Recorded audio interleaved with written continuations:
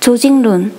조직이란 둘 이상의 사람들이 일정한 목표를 추구하기 위해 의식적으로 구성한 사회체제로서 목표 달성을 위한 특정한 과업, 역할, 권한, 의사소통, 지원 구조 등을 갖는 체제라고 정의할 수 있습니다. 조직의 원리에는 계층의 원리, 상하관계와 형태를 조직하는 데 요구되는 원리, 기능적 분업의 원리, 조직의 업무를 직능 또는 성질별로 구분하여 한 사람에게 동일한 업무를 분담시키는 것으로 전문화 또는 분업화의 원리라고도 합니다. 조정의 원리, 조직 내에서 업무의 수행을 조절하고 조화로운 인간관계를 유지함으로써 협동의 효과를 최대한 거두려는 것을 말합니다.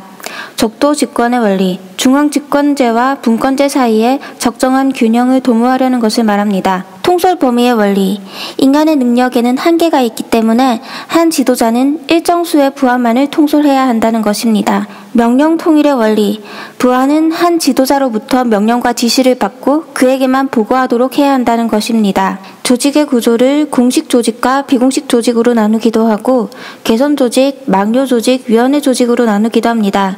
공식 조직이란 공식적인 조직표나 기구표상에 나타난 조직이고 비공식 조직은 공식 조직 내부에서 자연 발생적으로 생기는 조직으로서 공식 조직에 의해 충족되지 못하는 여러 가지 심리적 기능을 수행하고 공식 조직의 기능에 직간접적인 영향을 미칩니다. 비공식 조직의 순기능에는 의사소통을 원활하게 한다는데요.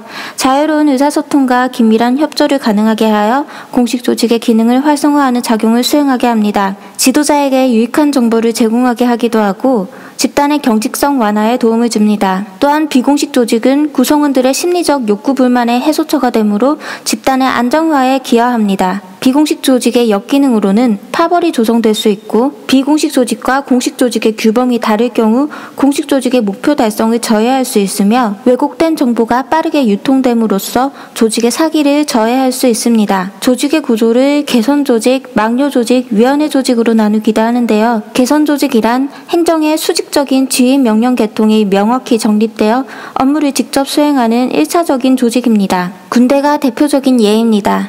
개선 조직의 장점으로는 권한과 책임의 한계가 명확하여 업무 수행의 효율성을 제고할 수 있다.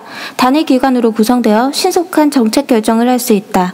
업무 처리가 간편하여 조직 운영비가 적게 든다. 강렬한 통솔력을 발휘할 수 있다.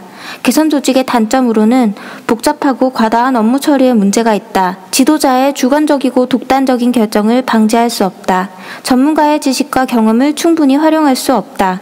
조직의 경직성을 초래할 수 있다. 지나치게 독립성이 있는 경우 업무의 통합성이 고려되지 않는다 등이 있습니다. 막료 조직이란 참모 조직이라고도 하는데요.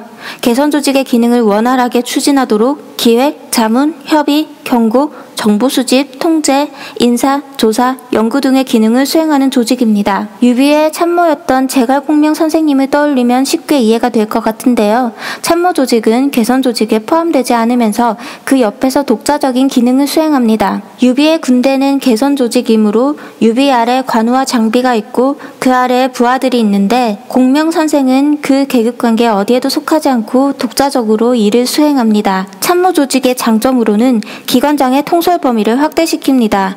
전문적인 지식과 경험을 활용함으로써 합리적인 결정을 할 수 있습니다. 수평적인 업무 조정을 가능케 한다는데요. 개선 조직의 수직적인 업무를 보완해 줄 수 있을 것 같습니다. 조직의 신축성을 기할 수 있습니다. 참모 조직의 단점으로 조직의 복잡성으로 인해 조직 구성원이나 부서 간 갈등, 불화가 생길 수 있다고 하는데요. 삼국지에서 관우나 장비가 공명과 갈등을 일으키는 장면을 떠올리면 좋을 것 같습니다. 또한 개선과 참모 간의 책임 전가의 사태를 빚을 우려도 있습니다. 조직 운영을 위해 많은 경비 지출이 들고요. 상하루만 의사 전달을 하면 되던 개선 조직과 달리 의사 전달에 혼란을 일으킬 수 있습니다. 위원회 조직은 어떠한 특정한 목적 아래 임명 또는 선거로 지원된 위원으로 구성된 합의기관을 말합니다. 위원회 제도의 장점으로는 경험, 전문 지식 등을 동원하여 보다 합리적인 결정을 할 수 있습니다. 여러 사람이 참여함으로써 보다 많은 사람의 만족과 지지를 얻을 수 있는 결정을 할 수 있습니다. 개인의 편견이나 경솔한 결정을 억제하여 합리적인 결정을 할 수 있습니다. 많은 사람이 참여함으로 결정에 있어서 신뢰성을 얻을 수 있습니다. 지금부터 다룰 내용은 암기가 필요합니다. 조직의 유형. 파슨스는 조직이 수행하는 사회적 기능에 따라 조직의 유형을 생산조직, 정치적 목표 지향 조직, 통합조직, 유형 유지 조직으로 나누었으며 학교는 여기서 유형 유지 조직에 속합니다. 생산 조직은 사회를 유지하기 위해 필요한 자원 획득을 하는 조직으로서 기업체 조직이 여기에 속합니다.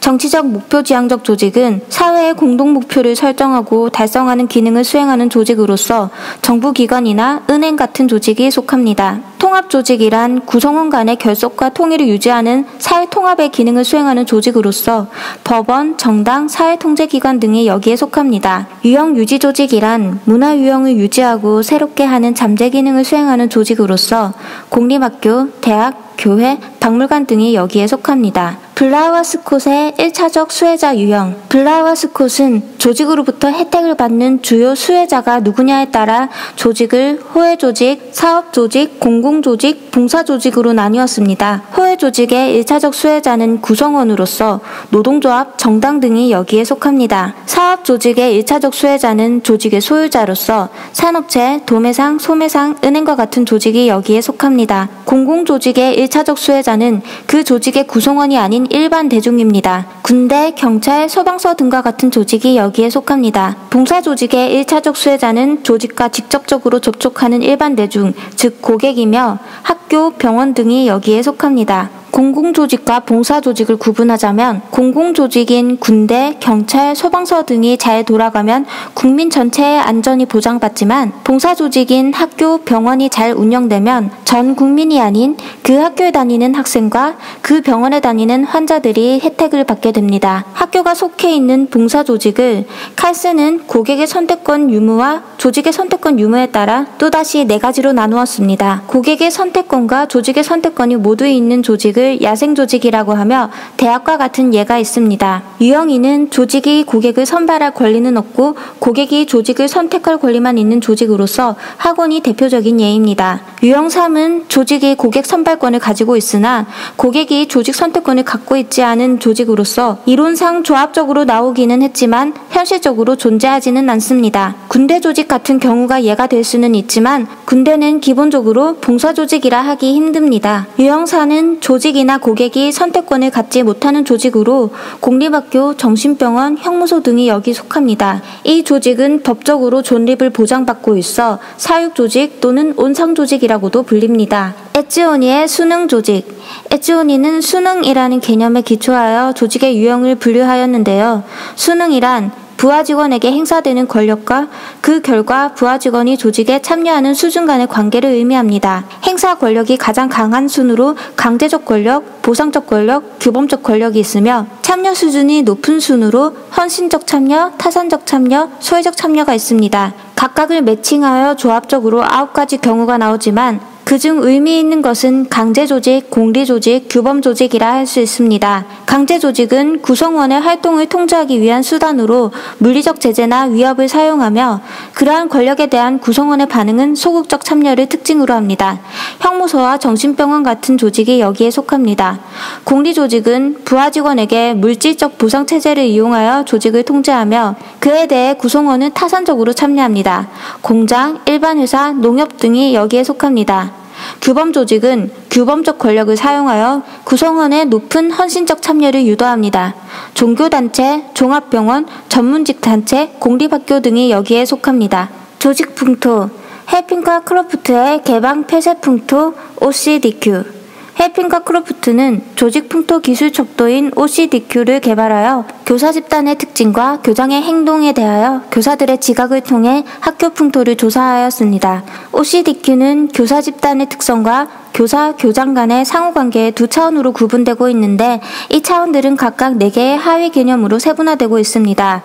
교사의 행동 특성으로 장애, 친밀, 방임, 사기 등이 있으며 교장의 행동 특성으로 냉담, 과업, 추진, 인화가 있습니다. 장애는 교사들이 교장을 자기 일을 도와주지 않고 방해하는 사람으로 지각하는 정도이고, 친밀은 교사들이 업무 외에 다른 교사들과 우호적인 인간관계를 유지하면서 사회적 욕구를 충족시키는 정도이며, 방임은 교사들이 주어진 과업에 헌신하지 않고 이탈하려는 정도이고, 사기는 교사들이 과업 수행에서 욕구 충족과 성취감을 느끼는 정도입니다. 냉담은 교장의 공식적이고 엄격한 행동을 나타내는 정도이고, 과업은 일에 대한 지시와 감독을 철저히 하는 정도이며, 추진은 역동적으로 학교를 잘 운영해 나가는 정도이고, 인하는 따뜻하고 친절한 행동을 보이는 정도입니다.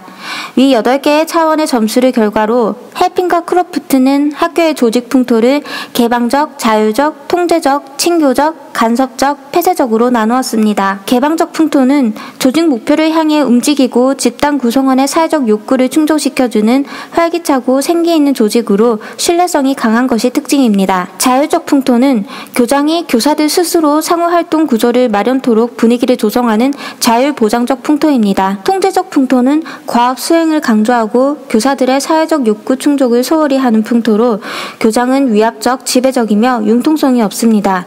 친교적 풍토는 교장과 교사들 사이에 우정적인 태도가 형성되고 사회적 욕구는 잘 충족되나 조직 목적 달성을 위한 집단활동은 부족합니다. 간섭적 풍토는 과업 성취나 욕구 충족 면에서 부적당한 풍토로 교장은 과업만을 강조하고 공정성은 결여됩니다. 폐쇄적 풍토는 이탈 요인이 높고 추진성과 사기가 낮은 풍토로 교장은 불필요한 일을 강조하고 교사들은 최소한으로 반응합니다. 즉 교장과 교사들이 일하는 신용만 합니다. 조직 풍토가 개방적일수록 구성원들의 만족도가 높다고 하는데요. 통제적 풍토와 친교적 풍토가 자리가 바뀐 것이 아니냐라는 생각이 들 수도 있지만, 사람들은 우정만 돈독하고 성과가 없는 친교적 풍토보다는 통제적 풍토를 더 만족하는 경향이 있다고 합니다. 리커트의 연구. 리커트는 8개의 조직 변수를 사용하여 4개의 조직 풍토 유형을 도출해냈습니다. 체제 1. 이기적 권위주의적 풍토. 지도자와 구성원 간의 신뢰감이 적어 서로 지지하지 않는 체제입니다. 의사소통은 하향적이고 의사결정은 지도자에 의해 일방적으로 이루어집니다. 낮은 성취 목표를 가지고 있으며 협동심이 적고 많은 갈등을 가진 불합리한 풍토입니다. 체제 2. 자선적 권위주의적 풍토. 체제 1보다는 다소 향상된 것이지만 기본적으로 체제 1이 가진 특성을 가지고 있습니다. 체제 3. 협의적 풍토. 체제 2에서 민주적인 방향으로 발전된 것으로 학교를 전문 조직으로 개발시키려는 실질적인 노력을 하는 풍토입니다. 학교 목표 달성이나 자아 실현, 교사의 자아 충족을 최대화시키기에는 미흡하지만 적어도 최소한의 만족을 느끼면서 목표를 추구할 수 있는 풍토입니다. 체제 4. 참여적 풍토. 가장 이상적인 풍토로 지지적 지도성, 고도로 동기화된 구성원, 의사결정의 분담, 원만한 인간관계, 높은 성취 목표 등이 특징입니다. 조직 문화론. 맥그리거의 XY 이론. 맥그리거는 인간 본성에 대한 2가지 기본 가정에 기초하여 XY 이론을 제시하였는데요. X 이론은 보통 인간은 선천적으로 일을 하기 싫어하고 가능한 한 일을 회피하려고 하기 때문에 벌을 통해 강압, 통제, 지시해야 한다는 입장입니다. Y 이론은 인간은 맡은 일을 수행하기 위하여 자기 지시와 자기 통제를 할 수 있는 존재이며 최상의 보상을 자기 만족과 자기 실현에 둔다고 가정하기 때문에 신뢰를 바탕으로 직접적 통제를 가능한 한 하지 않고 부하들의 자율적 통제에 맡겨야 한다고 보는 입장입니다. XY 이론의 시사점은 인간의 본성과 관련하여 X 이론을 가정하는 관리자는 직원들을 감시하고 감독하며 통제하는 경향이 있지만 Y 이론을 가정하는 관리자는 직원들을 지지하고 신뢰하는 경향이 있다고 합니다. 이 이론은 인간에 대한 태도에 초점을 두고 있기 때문에 관리자가 가져야 할 가장 좋은 가정이 Y 이론일지라도 항상 그러한 가정과 일치하게 행동하는 것은 부적절하다고 합니다. 즉 관리자가 Y 이론의 가정을 가졌더라도 직원이 진실로 Y 이론과 같은 인간이 될 때까지 성장, 발달할 수 있도록 단기적으로는 지시적이고 통제적일 필요가 있다고 합니다. 아지리스의 성숙 미성숙 이론은 XY 이론의 영향을 받았는데요. 그는 미성숙 조직 풍토를 지닌 관료적 가치 체제를 따르는 조직과 성숙 조직 풍토를 지닌 인간적 가치 체제를 따르는 조직으로 분류하였습니다. 관료적 가치 체제를 따르는 조직에서는 X 이론에 근거하여 인간을 부정적이고 수동적인 존재로 보기 때문에 피상적이고 의심 많은 인간관계가 형성됩니다. 이러한 대인관계 능력은 다시 불신, 집단 간 갈등을 야기하게 되고 결국 조직의 문제 해결력을 저하시킵니다. 인간적 가치 체제를 따르는 조직에서는 Y 이론에 근거하여 인간을 긍정적인 존재로 보고 성숙한 인간으로 취급합니다. 이를 통해 신뢰로운 관계가 형성되고 대인관계 능력, 집단 간 협동, 융통성이 증가되어 조직의 효과성이 증대됩니다.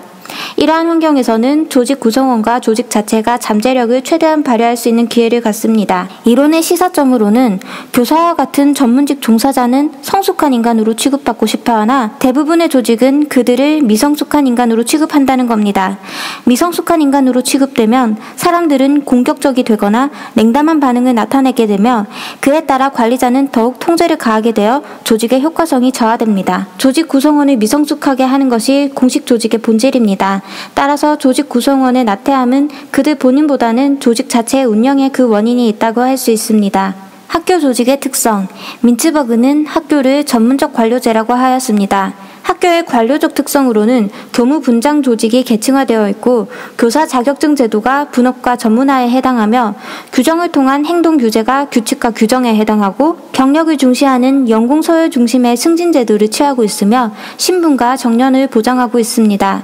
전문적인 특성으로는 교사가 교실에서 교수 학습 활동을 하는 데 있어서 자율성을 보장받습니다.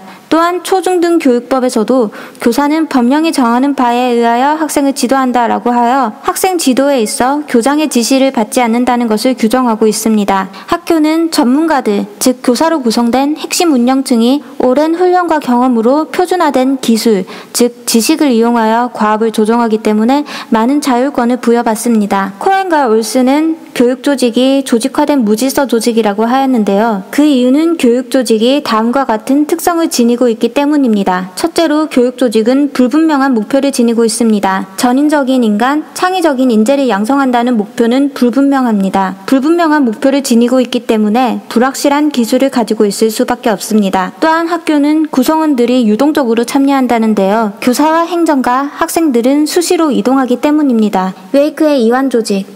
웨이크는 학교 조직을 이완조직이라고 하였는데요. 이완, 즉 느슨한 결합이란 연결된 각 사건이 서로 대응되는 동시에 각각 자체의 정체성을 보존하면서 논리적, 물리적으로 독립성을 갖는 경우에 쓰는 말입니다. 교육조직의 경우 상담실이 그 좋은 예입니다. 학생 상담과 관련하여 학교장과 카운슬러는 어느 정도 관계를 맺고 있지만 양자는 각자 정체성과 독립성을 보유하고 있습니다. 이들의 결합관계는 견고하지 않으며 상호 간의 영향력이 약하고 제한적입니다. 이완조직의 특성으로는 다음과 같은 것들이 있습니다. 환경 변화에 적응하기 위해 한 조직에서 이지적인 요소가 공존하는 것을 허용한다. 광범한 환경 변화에 대해 민감해야 한다. 국지적인 적응, 즉 환경 변화에 적응하기 위해 조직의 일부만 변하는 것을 허용한다. 다른 부분에 영향을 주지 않는 한 체제의 일부분이 분리되는 것을 용납한다. 체제 내의 참여자에게 보다 많은 자유재량권과 자기결정권을 제공한다. 부분 간의 조정을 위하여 비교적 소액의 경비가 요구된다. 이완조직의 개념만으로는 학교 조직을 설명하기 어렵기 때문에 이중조직의 개념이 등장하였습니다. 학교는 수업과 관련된 측면에서 볼 때는 느슨한 결합 구조를 가진 조직으로 이해할 수 있으나 행정관리라는 보편적인 조직관리의 측면에서는 엄격한 결합 구조를 가지고 있다고 합니다. 홀은 학교 조직 구조의 유형을 전문성이 높고 낮냐, 관료성이 높고 낮냐에 따라 4가지로 나누었는데 전문화와 관료화가 모두 높은 유형을 베버형이라고 합니다. 이는 베버가 주장한 가장 이상적인 관료제의 모습이기 때문입니다. 관료적 특성과 전문적 특성이 모두 낮은 유형을 혼돈형이라고 하는데요. 조직 운영에 일관성이 없고 상호 모순을 일으키며 비효과적인 것이 이 조직의 전형적인 특징입니다. 조직과 갈등 관리. 갈등의 순기능에는 어느 곳에 문제가 있는지에 대한 정보를 제공하며 새로운 화합의 계기가 되고 조직으로 하여금 갈등을 관리하고 방지하는 방법을 배우게 합니다. 또한 행동 주체의 정체성 인식을 돕고 자기 반성의 기회를 제공합니다. 변동의 탐색을 유도할 뿐 아니라 변동의 수용을 용이하게 하며 조직 구성원으로 하여금 정체된 사고방식에서 벗어나 능동적인 행동을 하게 하는 활력소가 될 수 있습니다. 갈등의 역기능으로는 개인 간의 오랜 갈등은 정서적, 신체적으로 해로우며 갈등은 목표 달성에 필요한 시간과 자원을 낭비하게 할 수도 있습니다. 개인 간의 갈등 때문에 조직을 희생할 수도 있고요. 조직의 목표를 달성하는 데 필요한 협동적 노력을 좌절시킵니다. 조직 구성원의 사기를 떨어뜨리고 낭비를 초래합니다. 토마스의 갈등 처리 방안. 토마스는 조직 내의 갈등을 처리하는 방식을 크게 협조성과 독단성의 두 차원으로 구분하고 이 두 차원을 결합하여 5가지 해결책을 제시하였습니다. 협조성이란 갈등 상대의 만족을 추구하는 정도를 나타내며 독단성이란 자신의 만족을 추구하는 정도를 말합니다. 각각의 유형이 모두 필요한 상황이 있습니다. 독단성이 높고 비협조적인 경쟁형은 상대방을 희생시키고 자신의 갈등을 해소하는 형으로 한쪽이 이익을 얻는 반면 다른 한쪽이 손해를 보는 접근입니다. 이러한 경쟁형의 적절한 상황은 다음과 같습니다. 신속한 결정이 요구되는 긴급한 상황, 중요한 사항이지만 인기 없는 조치가 요구되는 경우, 조직의 성장에 매우 중요한 문제일 때, 비협조적이며 비독단적인 회피형은 갈등이 없었던 것처럼 행동하여 이를 의도적으로 피하는 방법입니다. 회피에 적합한 상황으로는 쟁점이 사소한 것일 때, 해결에 들어가는 비용이 효과보다 클 때, 다른 문제가 해결되면 자연스럽게 해결될 수 있는 하위 갈등일 때, 일단 사태를 진정시키고자 할 때입니다. 협조적이면서 비독단적인 수용형은 자신의 욕구 충족은 포기하더라도 상대방의 갈등이 해소되도록 노력하는 방법입니다. 수용형에 적합한 상황으로 자기가 잘못한 것을 알았을 때, 보다 중요한 문제를 위해 좋은 관계를 유지해야 할 때, 조화와 안정이 특히 중요할 때, 패배가 불가피하여 손실을 극소화해야 할 때 등이 있습니다. 협조적이며 독단적인 협력형은 양쪽이 모두 만족할 수 있는 갈등 해소책을 적극적으로 찾는 방법으로 양자에게 모두 이익을 주는 최선의 방법입니다. 협력에 적합한 상황은 합의와 헌신이 필요할 때, 양자의 관심사가 매우 중요하여 통합적인 해결책만이 수용될 수 있을 때, 관계 증진에 장애가 되는 감정을 다루어야 할 때, 목표가 학습하는 것일 때라고 하는데요. 여기서 목표가 학습하는 것일 때라는 것은 실제 갈등 상황이 아니라 교육용으로 만든 갈등 상황을 의미합니다. 마지막으로 타협형은 양자가 조금씩 양보하여 절충안을 찾으려는 방법으로, 이 방법은 양쪽이 다 손해를 보기 때문에 앙금이 남아 다른 갈등의 원인이 될 수도 있다고 합니다. 타협에 적합한 상황은 복잡한 문제에 대한 일시적인 해결책을 얻고자 할 때, 당사자들의 주장이 서로 대치되어 있을 때, 목표 달성에 따른 잠재적인 문제가 클 때 등이 있습니다.